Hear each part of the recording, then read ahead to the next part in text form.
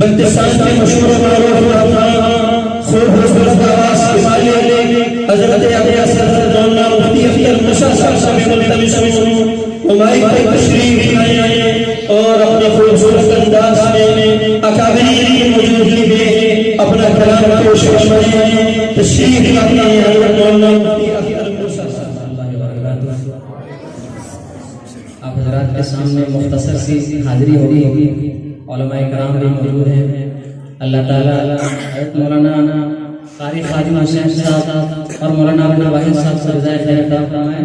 इंतहाई मुख्तसर वक्त में अल्हम्दुलिल्लाह उन्होंने जो यहाँ दीन की शम्में बुलंद की, आज आप देख रहे हैं पूरे साल की मेहनत का समरा है जो आप देख रहे हैं। अल्लाह ताला इनको रज़ाए खैर अता फरमाए और इस पूरे महल्ले के लिए हिदायत का और खैर व बरकत का जरिया बनाए। मुख्तसर से हाजिरी अल्लाह ताला के हुजूर अपना लिखा हुआ टूटा फूटा एक कलाम की समातों की नजर कर रहा हूँ। तवज्जो क़ल्बे परेशान की है सदा ला